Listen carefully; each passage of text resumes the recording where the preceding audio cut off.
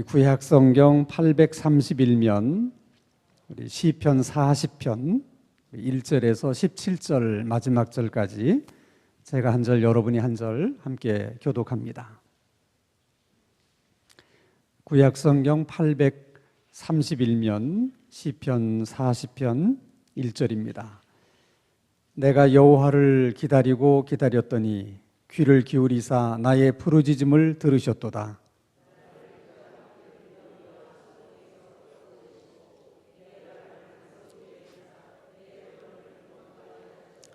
새 노래 곧 우리 하나님께 올릴 찬송을 내 입에 두셨으니 많은 사람이 보고 두려워하여 여호와를 의지하리로다.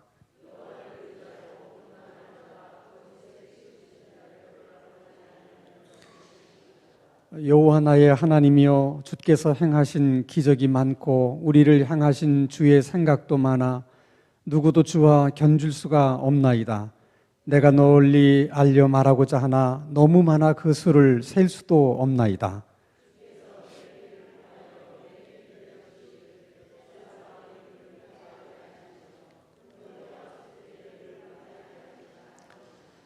그때 내가 말하기를 내가 왔나이다. 나를 가리켜 기록한 것이 이 두루마리 책에 있나이다.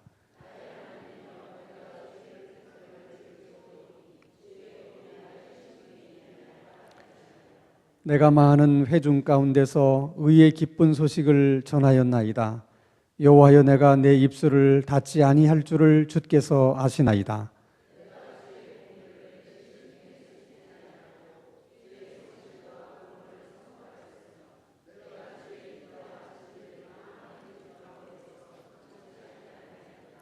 여호와여, 주의 긍휼을 내게서 거두지 마시고 주의 인자와 진리로 나를 항상 보호하소서.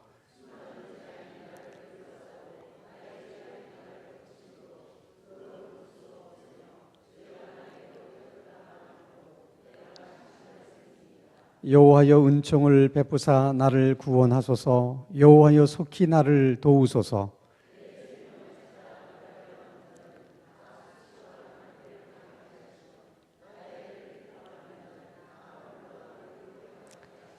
나를 향하여 하하하하하며 조소하는 자들이 자기 수치로 말미암아 놀라게 하소서.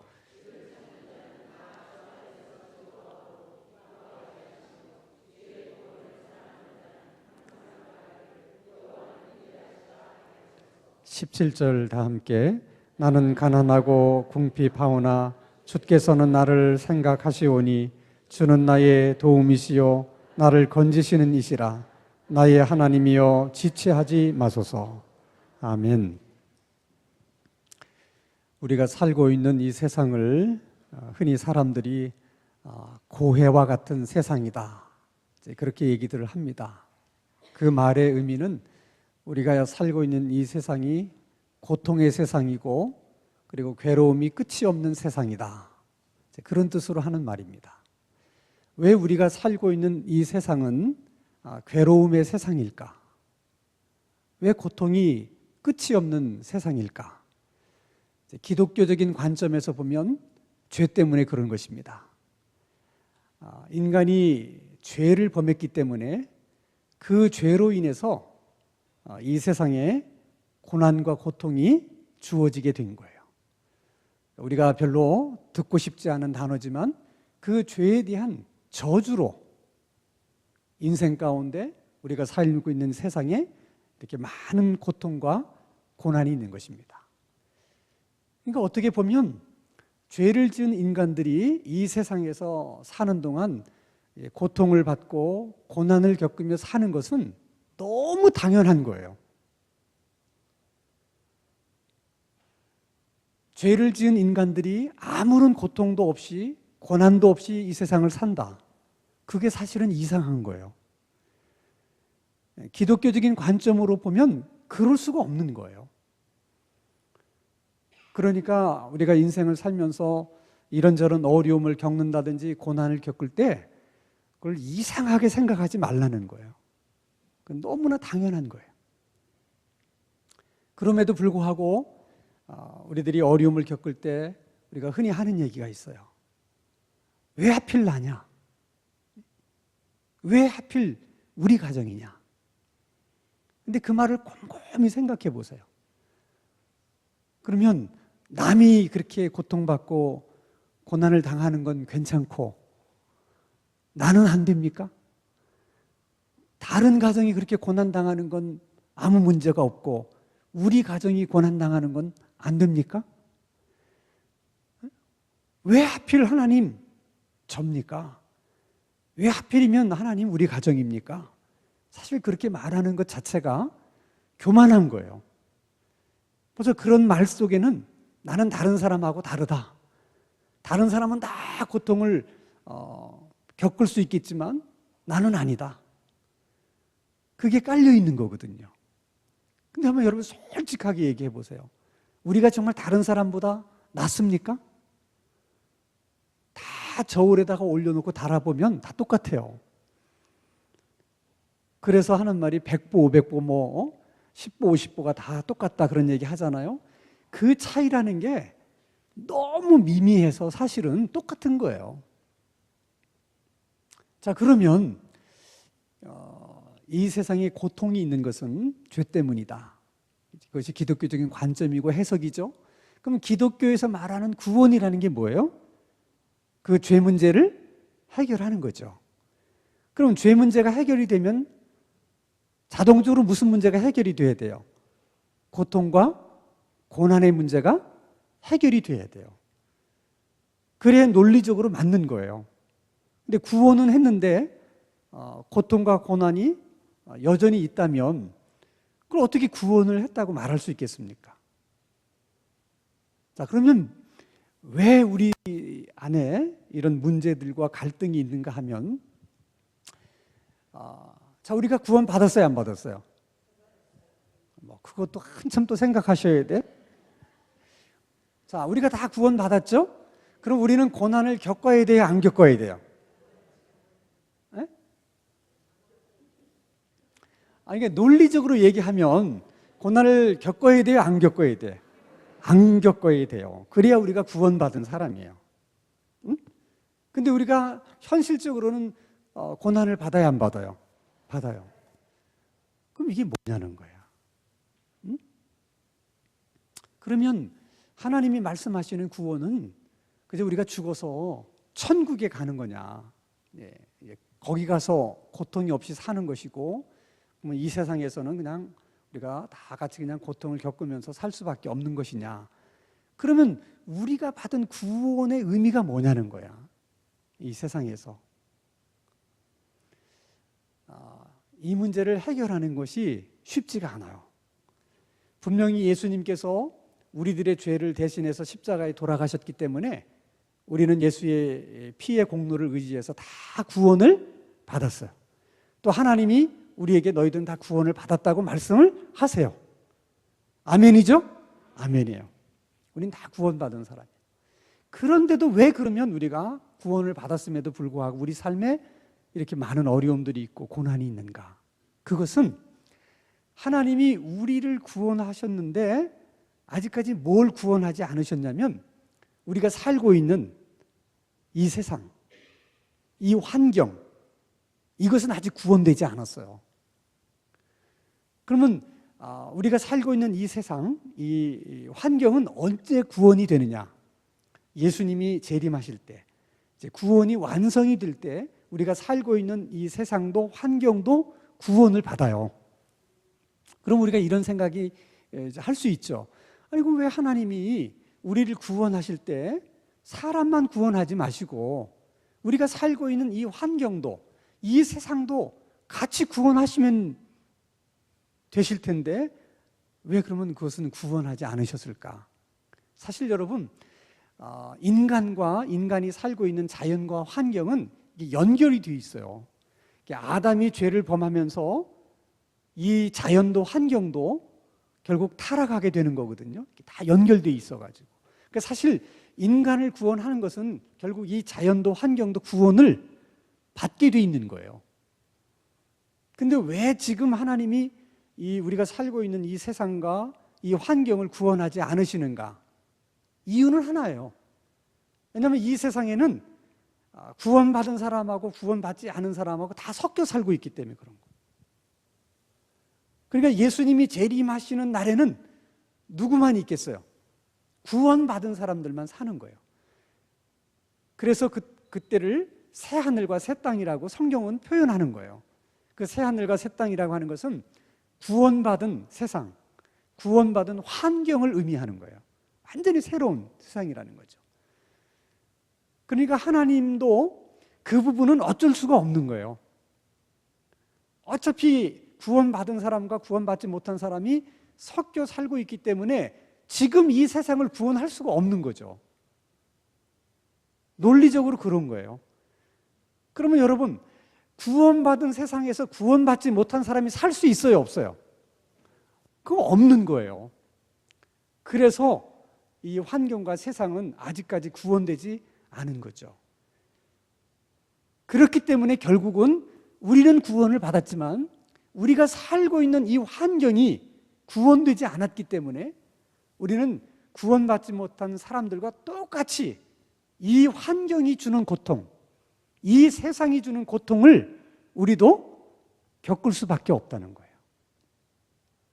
물론 우리가 구원받은 것을 근거로 하나님 앞에 이 고난으로부터 우리를 구원해 달라고 우리가 기도할 수 있어요. 그러면 하나님께서 또 구원을 해 주실까 안 해 주실까? 해 주셔요. 왜냐하면 구원을 해 주셨기 때문에 그 근거가 있기 때문에 해 주시기는 해 주시는데 그것이 완전하지는 않아요. 그 얘기는 뭐냐면, 자, 내가 병에 걸렸어요. 하나님 고쳐주세요. 하나님 고쳐주실 수 있어요.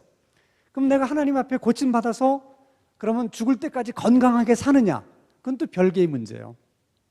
암에 걸려서 고쳐달라고 기도했더니 하나님 암 고쳐줬어요. 10년 후에 백혈병이 생길 수 있어요, 없어요? 있는 거예요. 그러니까 이게 완전하지가 않다는 거예요. 자, 그러면 A라는 집사님과 B라는 권사님이 똑같이 암에 걸렸어요. 똑같이 믿음을 근거로 하나님 앞에 구합니다. 고쳐달라고. 근데 하나님이 집사님은 고쳐줬는데 권사님은 안 고쳐주셨어요. 왜 그럴까?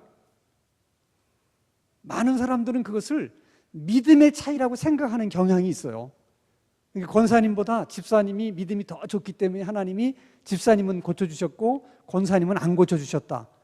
그럴 수도 있지만 꼭 그렇지는 않아요. 왜 하나님이 똑같이 기도했는데 어떤 사람의 기도는 들으시고 고쳐주시고 어떤 사람은 안 고쳐주시느냐? 그것은 아직 이 세상이 구원받지 못했기 때문에 그런 거예요. 다른 이유가 없어요.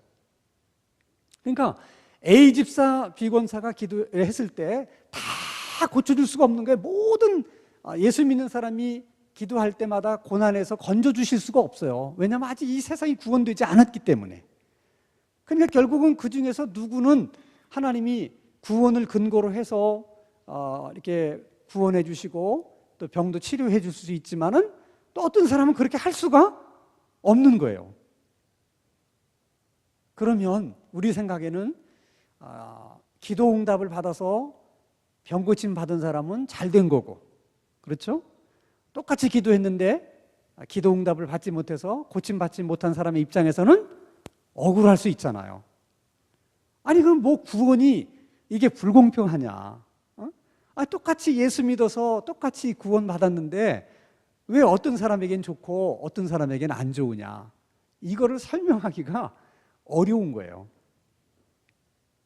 그것은 하나님이 이 세상을 구원하지 못한, 아직까지 구원되지 않은 그 상황 속에서 이게 생길 수 있는 일들이에요. 그래서 하나님께서 모든 그리스도인들이 기도할 때마다 다 기도를 들어주셔서 고난당하지 않도록 해주시지는 않지만, 그러나 공평하게 모든 그리스도인들이 당하는 고난을 통해서 하나님께서 유익함을 주신다는 거예요. 그 면에 있어서는 공평한 거예요. 다시 말하면 본래 고난은 인간이 지은 죄값을 치르는 건데 우리들은 다 구원받은 사람들이기 때문에 우리가 고난을 당할 때 하나님은 그것을 죄값을 치르는 것으로 그렇게 하지를 않으시고 그 고난당함을 통해서 우리에게 필요한 무엇인가를 주시고 우리에게 유익하게 만드시는 방편으로 삼으신다는 거야. 이게 여러분 얼마나 큰 축복인지를 아셔야 돼. 그러니까 우리가 예수를 믿지 않았으면 그런 고난을 당하는 게 당연한 것이고 그 고난당함이 아무런 의미가 없어도 뭐 어떻게 할 수가 없는 거예요. 그럼에도 불구하고 우리가 구원받았기 때문에 우리가 당하는 고난을 그냥 의미 없는 죄값으로 그냥 당해야만 하는 고난이 아니라 그 고난을 통해서 정말 우리에게 필요한 유익한 것들을 하나님께서 허락해 주신다는 거야. 그러니까 이런 사실을 우리가 안다면 이제 우리가 살다가 고난이 올 때 우리가 어떻게 해야 되는가, 그 고난에 대해서 어떤 태도, 어떤 자세를 가져야 되는가를 우리가 생각해 봐야 된다는 거예요. 오늘 본문을 통해서 그걸 우리가 배우는 거예요. 그래서 시편 40편 말씀이 굉장히 중요해요. 오늘 저녁에 여러분 잘 나오셨어. 이게 우리 신앙생활에서 너무 중요한 주제예요, 이것이. 자, 그러면 시편 기자가 지금 처한 상황을 한번 보겠어요. 2절 같이 읽겠습니다. 시작. 나를 기가 막힐 웅덩이와 수렁에서 끌어올리시고 내 발을 반석 위에 두사 내 걸음을 견고하게 하셨도다. 자, 기가 막힐 웅덩이와 수렁에서 나를 어떻게 끌어올리셨다는 거죠? 이건 뭘 전제하고 있는 거예요? 지금 시편 기자가 기가 막힐 웅덩이와 수렁에 빠져 있었다는 거예요. 그걸 전제하는 거죠. 그러면 그 시편 기자는 왜 기가 막힐 웅덩이와 수렁에 빠지게 됐을까? 몰라요. 모르죠? 중요한 것은 우리가 살고 있는 이 세상에는 이렇게 기가 막힐 웅덩이와 수렁들이 많다 적다? 많다는 거예요. 그래서 어떻게 보면 그렇게 많은 웅덩이와 수렁이 있음에도 불구하고 빠지지 않고 사는 것이 은혜지. 누구나 빠질 수 있다는 거예요. 근데 그 웅덩이와 수렁이 그냥 웅덩이와 수렁이 아니라 어떤 웅덩이예요? 기가 막힐 웅덩이에요. 그러니까 이거 한방에서 기가 막히면 죽는 거야. 기가 뚫려야 살아. 그러니까 기가 막힐 웅덩이라는 것은 아주 절망적인, 정말 죽을 수밖에 없는 그런 상황을 얘기하는 거예요. 그런 기가 막힐 웅덩이와 수렁이 우리 인생에 도처에 깔려 있어요. 그 구덩이와 웅덩이에는 예수 안 믿는 사람만 빠지고 믿는 사람 매번 피해 다니는 것이 아니라는 거야. 왜? 그게 구원받지 못한 이 세상의 환경이기 때문에. 그래서 때로는 하나님이 우리가 그런 것에 빠지지 않도록 지켜주시기도 하고 보호해 주시기도 하지만, 그러나 언제나 항상 그런 것은 아니라는 거예요. 내 잘못으로 미끄러져서 빠질 수도 있고, 나는 아무 잘못이 없는데 누가 뒤에서 팍 밀어가지고 빠질 수도 있고, 빠지게 되는 이유와 원인은 다양하지만 우리도 빠질 수 있다 없다? 있다는 거예요. 그럴 때 그러면 어떻게 해야 되냐는 거예요. 그럴 때 우리가 어떻게 해야 되느냐. 1절입니다. 같이 한번 읽습니다. 시작. 내가 여호와를 기다리고 기다렸더니 귀를 기울이사 나의 부르짖음을 들으셨도다. 그때 할 수 있는 일은 뭐예요? 기다리고 기다리는 거예요. 그렇죠? 뭘 기다리는 거예요? 뭘 기다리는 거예요? 하나님의 도움을 기다리는 것이고 하나님의 구원을 기다리는 거예요. 그러면 그런 기다림은 그냥 기다려요? 뭘 하면서 기다려요? 어떻게 하셨을까? 그러니까 그냥 기다리는 게 아니고 어떻게? 기도하면서 기다리는 거야. 근데 기다리고 기다렸다, 이런 말은 한두 번 기다린 사람은 이런 말을 못해요. 한두 번 기다려놓고 기다리고 기다렸다 이런 얘기는 안 해요. 그러니까 기다리고 기다렸다고 하는 것은 수도 없이 기다린 거예요. 수도 없이. 언제까지 기다렸을까? 우리의 부르짖음을 들으실 때까지, 응답해 주실 때까지, 구원해 주실 때까지 기다린다. 그러니까 여러분, 우리도 인생을 살다 보면 어려움을 겪을 수 있다 없다? 있다. 그걸 자연스럽게 받아들여야 된다는 거죠. 왜? 아직 이 세상이 구원되지 않았기 때문에. 그러면 그때 우리가 그런 어려움을 겪을 때 우리가 해야 되는 일이 뭐라고요? 기도하면서 기다리는 거야. 언제까지 기다려요? 주님이 우리의 기도를 들으시고 응답해 주실 때까지 기다리는 거야. 계속 기다리는 거야. 그럼 또 이런 생각이 들 수 있어요. 그럼 하나님이 우리가 기도하면 즉시 금방 들으시고 구원해 주시면 좋을 텐데 왜 기다리게 하실까? 응? 어차피 그 고난을 통해서 우리에게 유익을 주시려고 하는 것이 하나님의 의도고 목적인데 그럼 빨리 한 시간이라도 하루라도 빨리 주시면 더 좋을 텐데 그걸 왜 기다리게 하시는 걸까? 여러 가지 이유가 있어요. 그 중에 하나는 우리가 하나님 앞에 기도할 때 하나님은 뭘 제일 궁금하게 생각하냐면 우리의 그 기도가 얼마나 진실된 거냐는 거야. 어떤 진정성을 보고 싶은 거예요. 여러분이 기도할 때 도와주세요. 그런데 그 기도의 내용의 진정성을 하나님은 알고 싶은 거야. 그냥 한번 해본 소리인지 그리고 한두 번 해보다가 그만둘 건지 끝까지 하나님을 신뢰하고 하나님께서 응답하실 때까지 계속해서 기도할 건지 그것을 하나님이 알고 싶으신 거예요. 그게 기다리시는 거예요. 그러니까 항상 여러분들이 문제가 있어서 기도할 때는 어떤 생각과 어떤 자세로 기도를 해야 되냐면 하나님이 이 문제에 대해서 얼마나 내가 진정성을 가지고 하나님 앞에 기도하는지를 하나님은 보고 싶어 하시는구나 하는 생각을 가지고 기도하셔야 돼. 기도하고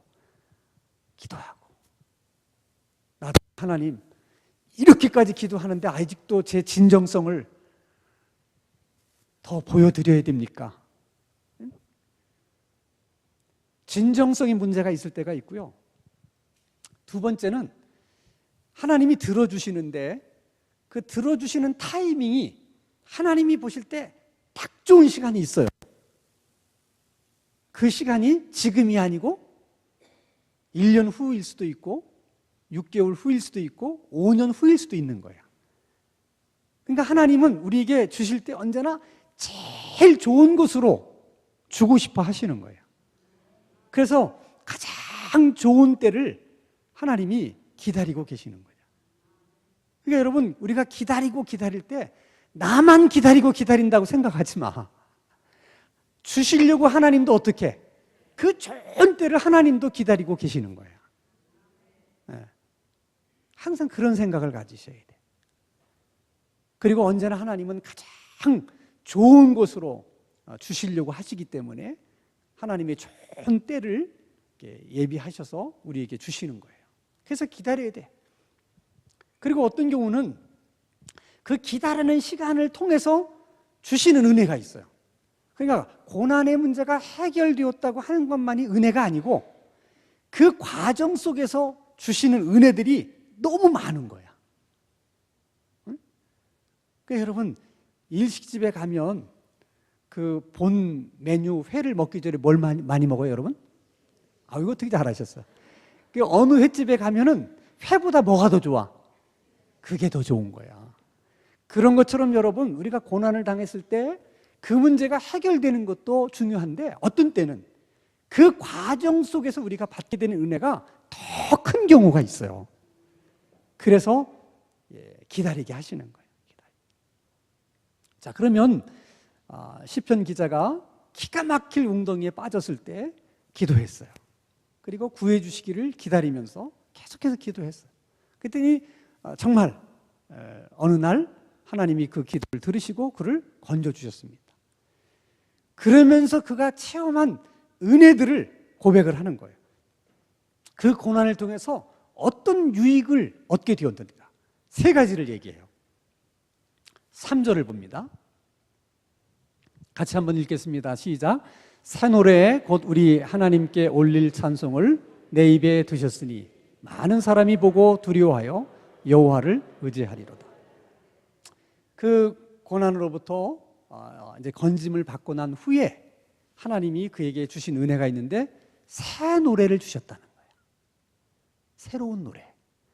그러니까 예전에는 한 번도 불러보지 않았던 노래를 부르게 됐다는 거예요.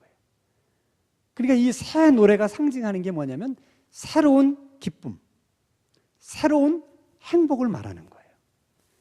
그러니까 고난을 겪기 전에는 내가 경험해보지 못했던 새로운 삶의 기쁨과 행복을 그 고난을 통과하면서 얻게 됐다는 거예요. 이게 여러분 얼마나 큰 은혜냐는 거야. 이게 무엇이 우리에게 새로운 노래를 준다? 고난이. 원래 고난은 우리가 죄값으로 받아야 되는 거잖아요.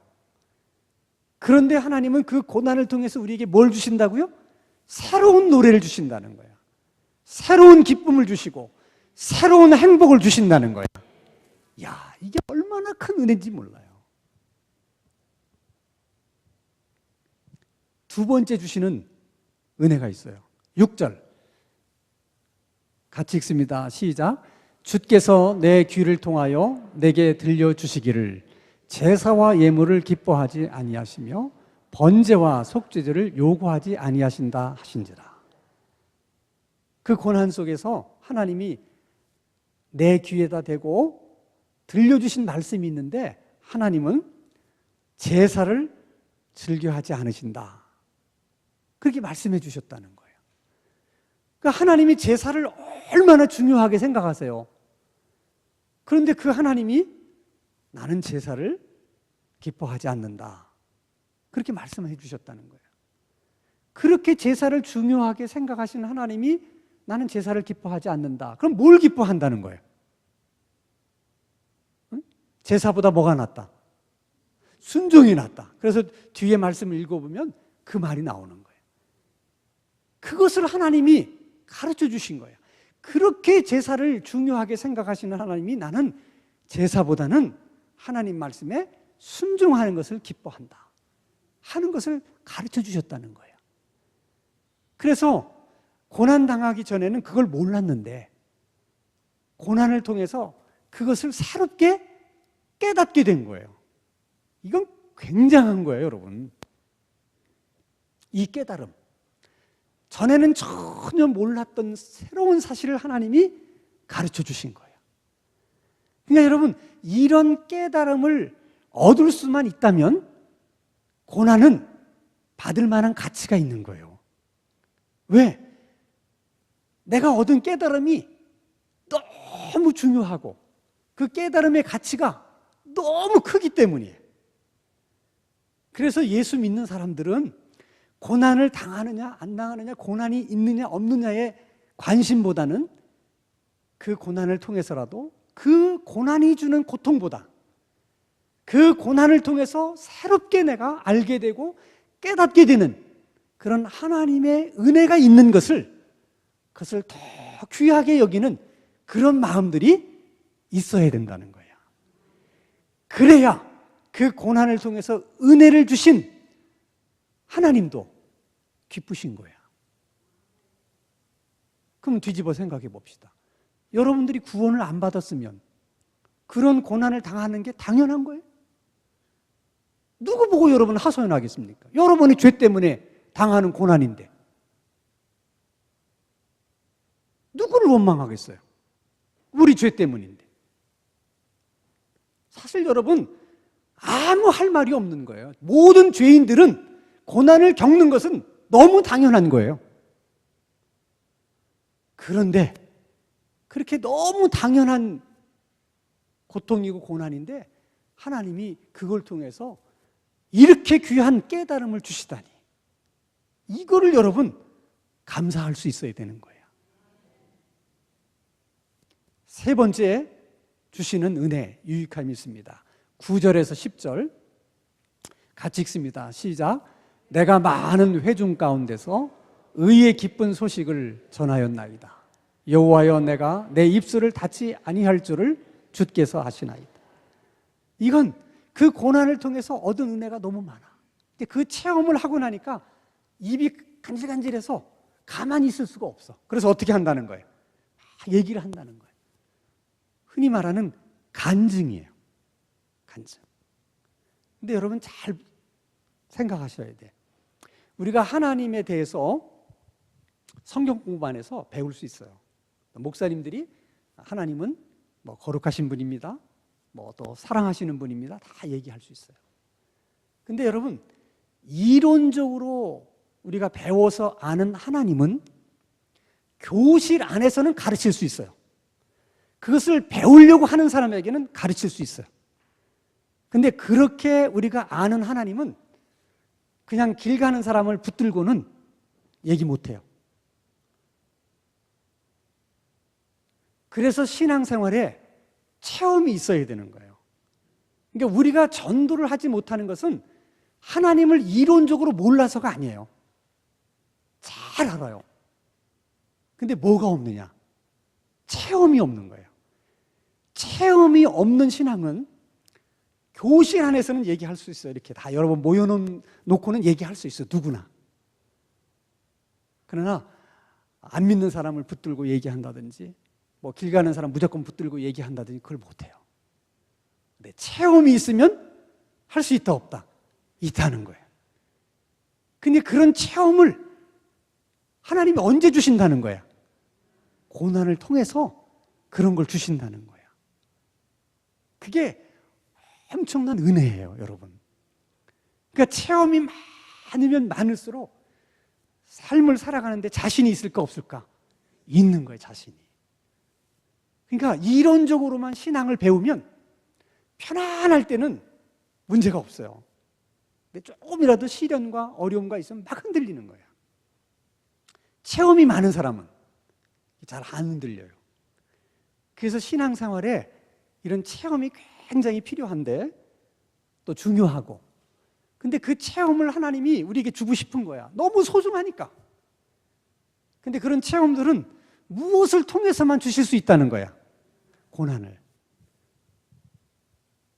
그렇기 때문에 고난이라는 것이 우리가 죄값으로 치러야만 되는 것임에도 불구하고 하나님이 그것을 우리가 구원받았다고 하는 이유 때문에 너무나 귀한 하나님의 은혜로 다 바꾸어 주시는 거예요. 그래서 똑같이 암에 걸려서 투병 생활을 해도 예수 믿는 사람과 믿지 않는 사람이 다른 거예요. 똑같이 사업이 망해서 어려움을 겪고 있어도 예수 믿는 사람과 믿지 않는 사람은 그 의미가 다른 거예요. 그걸 아셔야 돼. 그 차이가 얼마나 큰 차이인가를 아셔야 돼. 믿음이 없는 사람의 눈으로 보면 다 똑같아요. 그러나 그렇지 않아요. 하나는 의미 없는 그냥 고난을 당하는 거예요. 그냥 별 의미 없는 고통을 겪는 거예요. 이쪽은 그걸 통해서 새로운 노래를 부르게 되고 새로운 깨달음을 얻게 되고 새로운 신앙적인 체험을 갖게 된다는 거예요. 우리도 다 마찬가지입니다. 저도 구원받았고 여러분도 구원받았지만은 우리가 이 인생을 살아가는 동안 또 누가 기가 막힐 웅덩이와 수렁에 빠지게 될는지 아무도 몰라요. 내가 아무리 잘해도 누가 뒤에서 밀면 어쩔 수 없다니까. 그게 중요한 것이 아니라 우리가 늘 하나님 앞에 또 우리 자녀들이 기가 막힐 웅덩이와 수렁에 빠지지 않도록 늘 우리가 기도해야 되지만, 그러나 어쩔 수 없이 빠지게 되는 경우가 있더라도 왜 하필 접니까? 이런 얘기 하지 마시고 하나님 앞에 그럴 때 우리가 어떻게 해야 되는가? 하나님 앞에 기도하고 하나님이 우리의 기도를 들으시고 그 문제를 잘 해결해 줄 때까지 어떻게? 기다리면 반드시 어느 날 하나님이 그 기도를 들으시고 우리에게 은혜를 주시는데, 그 문제가 해결되는 은혜도 주실 수 있지만은 그 과정 속에서 새 노래를 주시고 깨달음을 주시고 새로운 체험을 주신다. 아멘. 그런 은혜가 우리 모두에게 있어지기를 주님의 이름으로 축원합니다.